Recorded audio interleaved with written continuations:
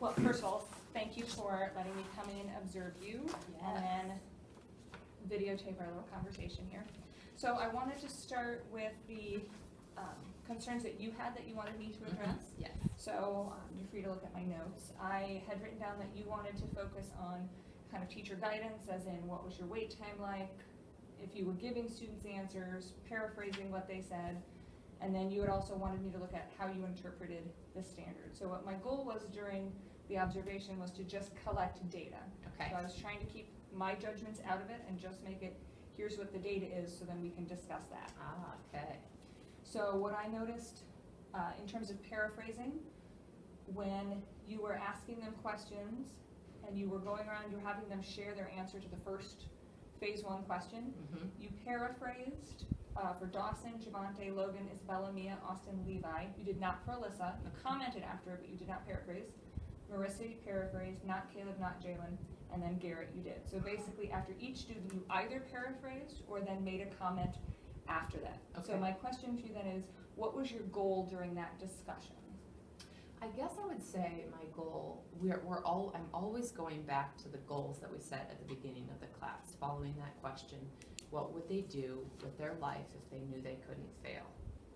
So I'm just constantly trying to get the kids to reflect on their life, on their goals, as much as they can.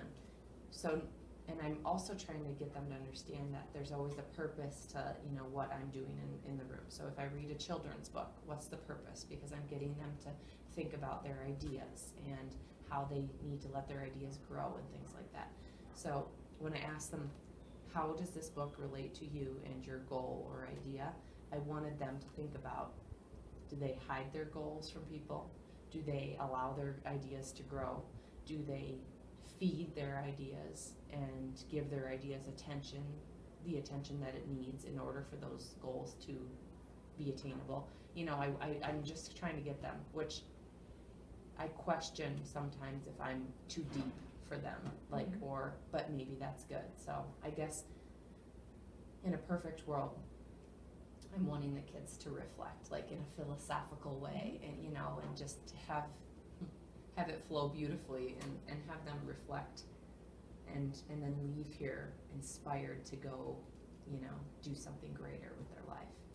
So in terms of that goal, and specifically talking about that question where they all shared, how would you, I don't want to say rate yourself, how do you feel that part of the discussion went in terms of your goal of having the kids reflect kind of deeply or philosophically?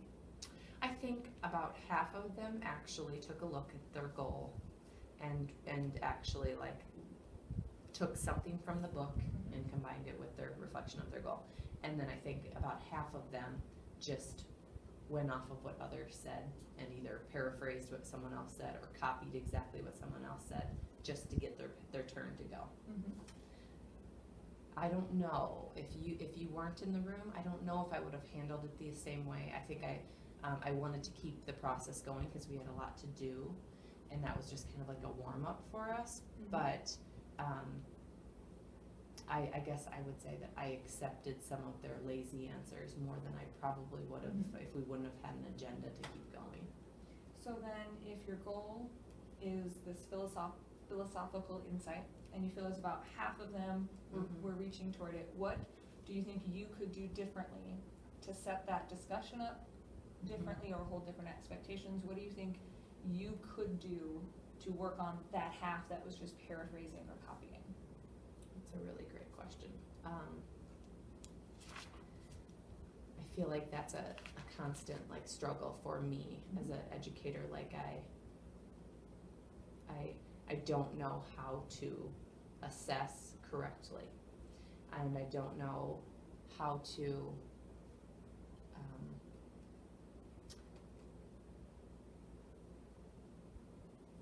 hold kids, accountable for what I'm really wanting them. Sometimes I go back and think, well, maybe I was expecting too much. Maybe I was living in a dream world. So I think if I really wanted them to get something from this reflection, I needed to be very clear with them, much more clear with them of what I was expecting. A sentence, a paragraph, and for them to justify their answer, etc. And I sometimes leave things a little bit too open, just hoping that they get that deepness, but it doesn't always happen. It doesn't happen more than it does happen, so. So have you tried different ways, or what ways have you tried to measure or evaluate or document a discussion before?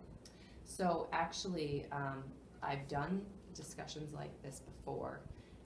These kind of like quick write things and reflections have been more of like just like a point system, you know, where they do it and it's, you know, I assign a random number to the assignment and then I make a judgment call on how much they get. And I've never really had a student question it before, like they've, I guess, you know, I've said I've put your grades in the grade book. I have written comments on it. If you have any questions or want to talk about why you got the grade you did, come see me. And I've really never had a student question it. I'm not saying that it's always been right, they just haven't done it. But I feel like a much more meaningful way, I need to grow into a more meaningful way of assessing and assigning a grade that will expect more and push them more. Is that something that you see as being a next step? Is finding a more meaningful way to document these discussions? Yeah. Or evaluate the discussions? Is that something that, is this something you'd like help with? Is that something that I could assist with? Yeah, I mean, I think I would say that this was kind of like my bell ringer or my, you know, attention getter, the what would you do with an idea. And so I'm not as concerned with that because what I really wanted with that was just to get our mind going, just back into the, to take a second because we've been working on projects, to go back to our main goal for the class, which is everything is building towards this life goal that they've set for themselves. And so I just wanted to bring it back to that for 5-10 minutes. The discussion that we had then, yes, that is something that is really important to me. I believe students need to know how to carry on great conversations with people and how to include people in discussions and bring people into discussions and how to be respectful and how to be able to demonstrate social maturity and how to adapt to their different roles in a discussion. And so that would be something that I would think it would be very worthwhile for me to come up with some sort of better grading system than my very simple 4-point scale where I don't really define to them exactly, you know, what it is. This is as far as I've gotten in that. So maybe we could work together and find a way to better assess larger discussions that could perhaps also apply to the smaller discussions. Maybe we could create something that would I think, both of those.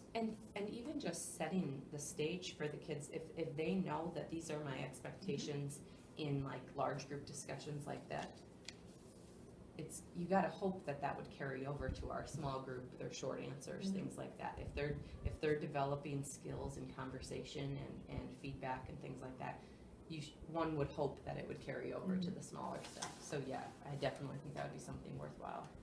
So talking about the large group discussion, then you had set out rules for the students.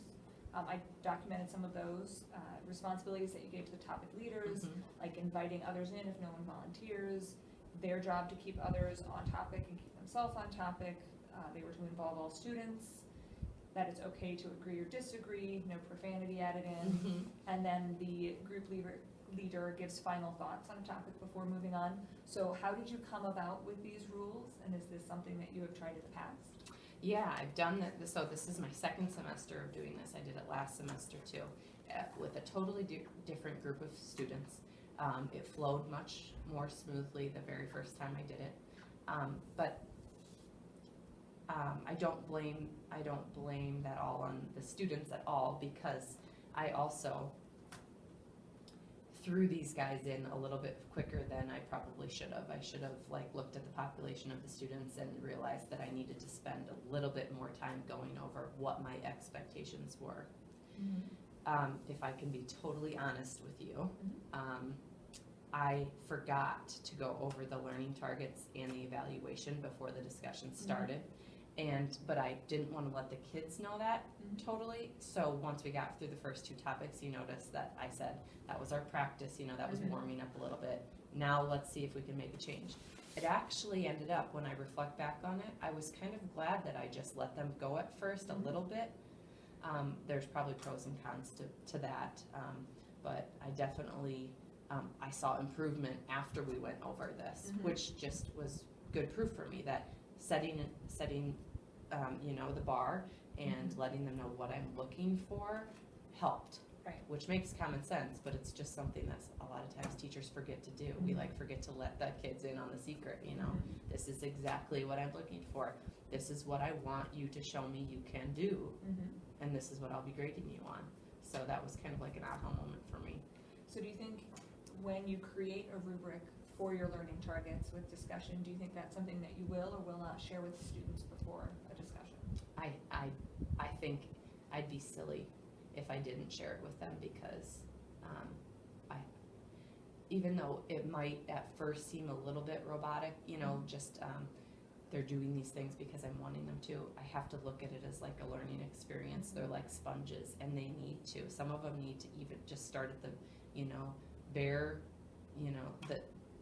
the bare minimum, and just see what I'm expecting of them. And I can just only hope that they grow with the conversation. I don't know how else you learn how to be a good, conversationist.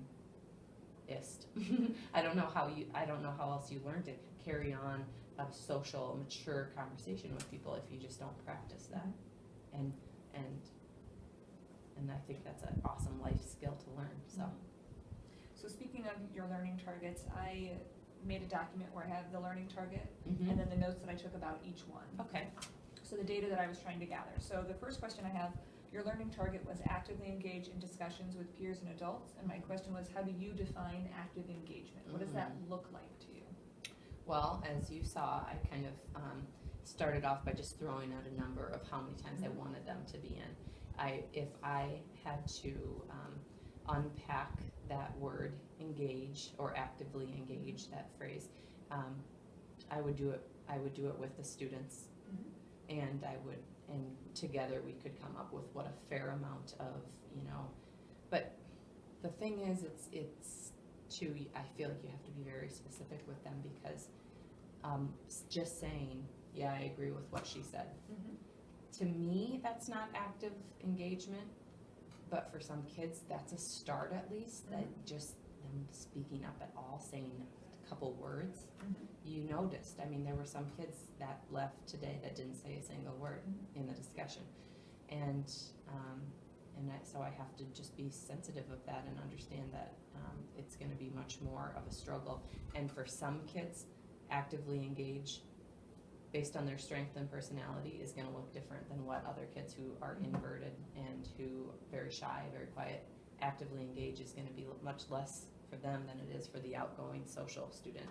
So it's, So do you see maybe in the future having each student having a different definition and a goal of what actively engaged? So one student that might be 6 times and another student that might be 2. Yeah. So I think if my whole class was based on, if my class was called,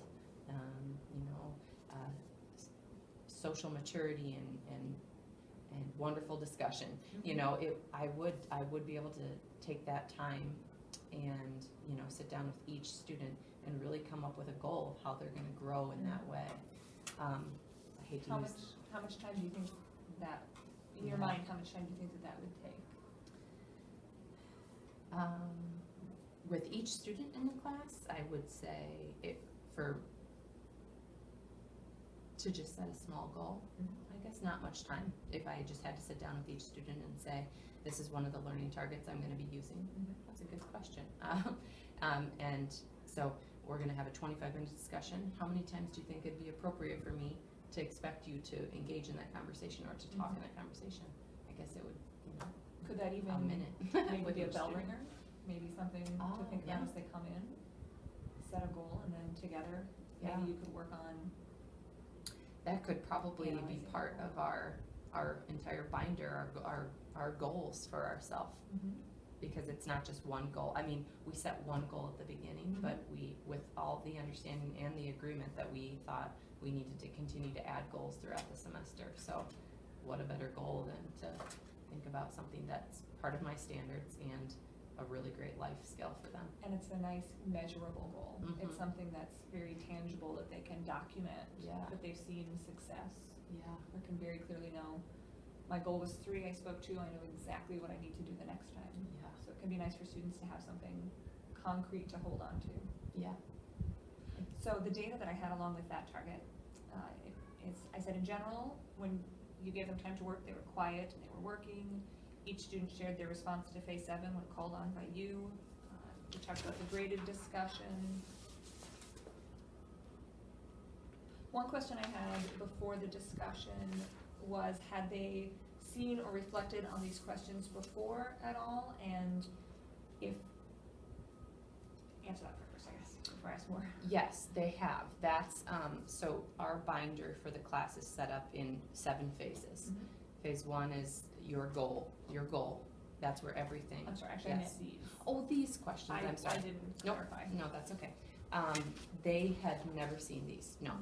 These are a combination of things that we've talked about in class, articles that we've read, things that some of our guest speakers have brought to the table, just things that I kind of, accumulated and thought, well, I think these topics will keep them engaged and they're relevant to my class, so. Have you thought about maybe some of your reluctant speakers, maybe if they had a few minutes or a minute even before the discussion to jot down their thoughts, if maybe that could give them kind of a safety net of, Yeah. I don't know what to say, I can read what I've written. Is that something you've tried before, or is this kind of the first time activity for this with this particular quiet group? No, I actually usually I have done that. This area where I have ideas, questions, opposed notes, I usually have allowed, and I forgot to do it today. So when you do that, do you see a difference in the discussion with the more quiet students or not really? Yeah, I think it's a safety net, like you said, if they at least have something down that they can go to. And that might be another thing that I can, that can be a requirement to have at least, 2 or 3 points that if needed, they could add in at that time.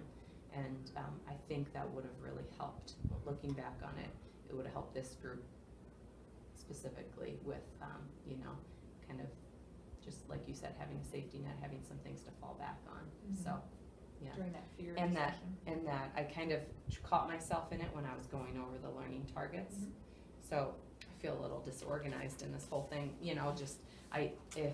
but that's what reflection is all about, and next time will be better. But the written part of it really could be in their notes that they took before the discussion started. So, yeah. Going on to the next target, the demonstrate ability to manage transitions and adapt to changing situations and responsibilities. I had some notes about Gregory and his blurting out. Obviously, he's a student that we know who still works on the transitions. Yeah. So this was the first time that you had introduced these discussion rules to them. So setting that aside, because obviously that took more time, how long would you normally like to see the transition go from activity 1 to the second discussion activity? The topics. Yeah, so like when you went from this discussion to this, normally, because this transition took a little longer because you were explaining it, normally how long would you like to see that transition be? Oh, I would say, I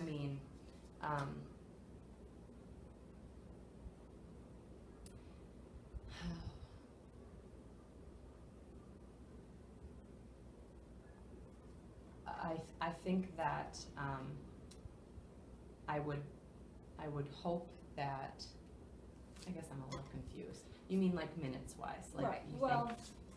because this transition took probably 5+ minutes because you were explaining the rules and going over them. So moving forward in the future, now that they know these rules, how do you see that transition? How would you like to see that transition go? Will you still reiterate the rules? Will it be faster? I think I would go, yes, okay. So I would say that after, you know, the bell ringer or warm up, whatever we do, if we even do that, or we would just jump in, I would always go back to the ground rules, just and refresh them a little bit. And I think I would even, and I've done this in the past, have students go over these and kind of remind each other of what the topic leader's responsibilities are. And I think it might be important too, to always go back to the anything else part too, and see if there was something that we learned along the way the last time that we want to add this time. Because yeah, I think that would be important for the students to be able to have their input and say, well, last time this happened, I think we should make a rule about that or something. Okay, the next standard, use effective oral, written, and listening skills. The data I collected was they all appeared to be engaged during the listening of the children's story. They were pretty focused on it. When they were writing their reflections, so many of them, it was a sentence, a phrase. So my question was, what is your goal with that? What do you want to see them doing with that writing? And do you feel like they are meeting the expectation of what you want from that? Yeah, so my goal, like I said, was for a brief reflection for them to just go back to our 7 phases. And I'm always trying to incorporate some of the literacy standards into my work too. And I found some of the things that determine central ideas or themes, be able to, bring in those themes and make them relevant to you. And so that was my thing. I wanted them to be able to take a children's book and the idea, the theme of that book, and be able to go to reflect back on their goals. I thought that the book was exactly like the question that I posed to them. Like, if you knew you couldn't fail, what would you do? And in the book, it talked about that sometimes we're scared to talk about our goals and our dreams because we don't want people to shoot us down. We don't want people to say, yeah, right, or, oh, that, like, you really think you can do that? Or give us any sort of negativity. And so the book, I could have, my only hope was that they just went back and reflected on why we set the goals in the beginning, why I'm trying to push them to want more for themselves. And you know these students so well too, so you know what I'm saying when I don't want them to settle just because, and we've had such great conversation in this class about, there's a student who has a dream to open her own business and kind of create like a dog hotel in a home, in her home, so she can just have dogs there. But then she's backtracking. Last week she started backtracking. Well, I think instead of doing that and going to business school or learning how to run a business, I'll just work for somebody who already has that created. And I say, why? And I'm challenging her. Why? Well, that just seems like it'd be a lot easier and it'd make more sense. That's her response, where I don't want that. Even if, no matter what happens in their life, I still want them to think big, want big, shoot for big. So.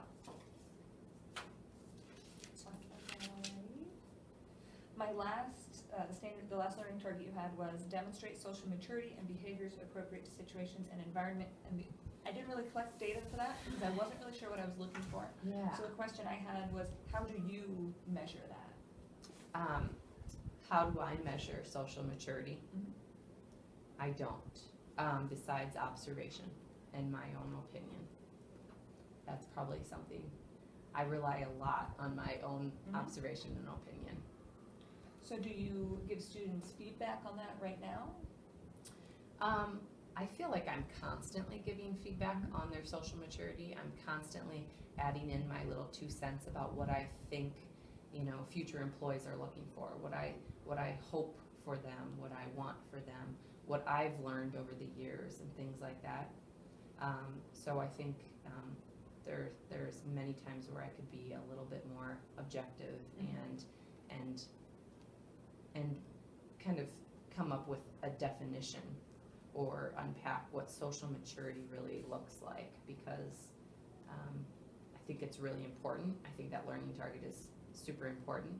I don't know if I'm doing it justice, I know what I think social maturity is, but I don't know if that's really what I should be hoping for or aiming for the kids.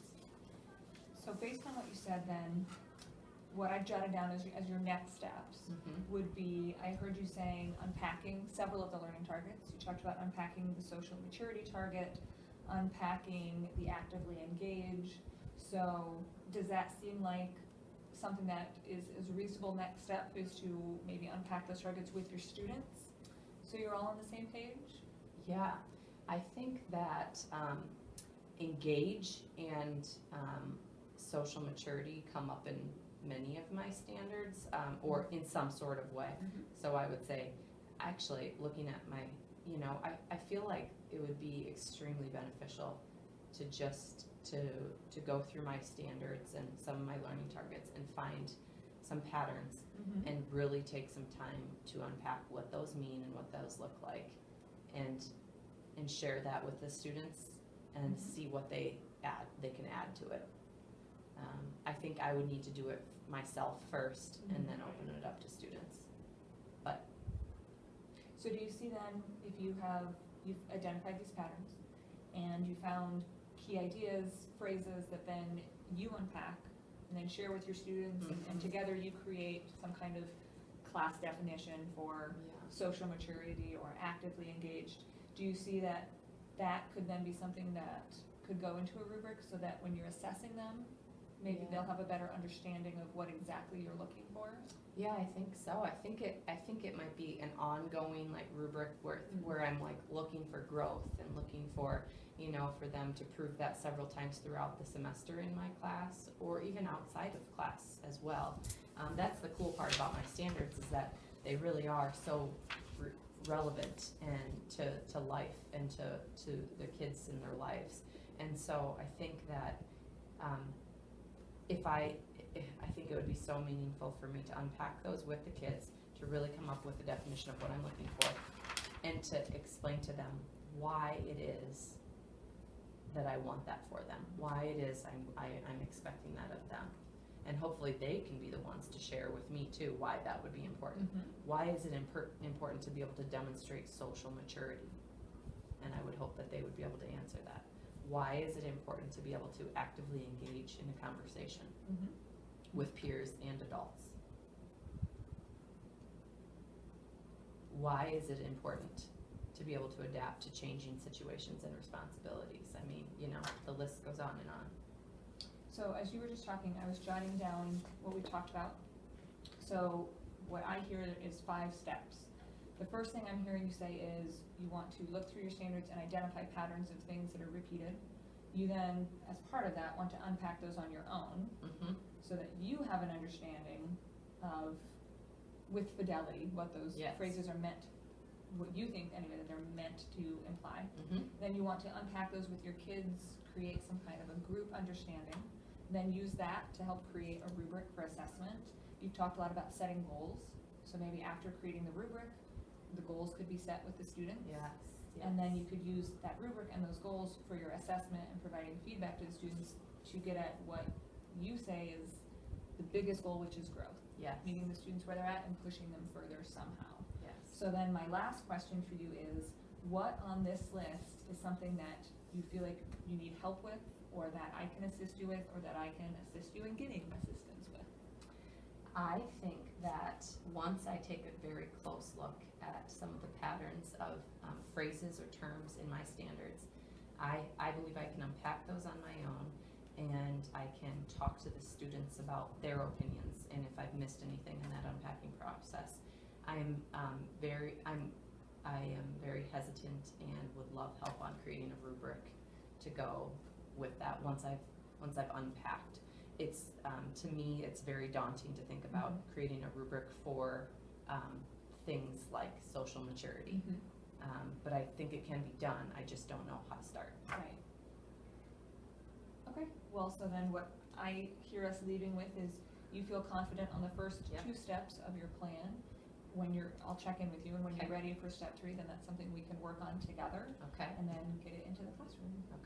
I think I'm gonna zone in on that social maturity for a challenge for myself, and so I'm gonna work on that that's that learning target first, the demonstrate social maturity and behaviors appropriate to situations and environment.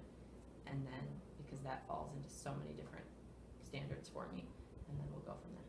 Okay, and Cool. I'm gonna give you all of my notes, so you Okay. can do with them what you want. I did also, while the students were discussing, I was jotting down who was speaking, because I Okay. know that that's something you were looking for from the Mhm. students, so that's on there. And then I have the specific areas you were asking me to look for. I was just jotting notes as we were Awesome. talking right Yeah. now, the learning targets, and then the data. So do with that Wonderful. whatever you. Thank you so much. Thank you so much for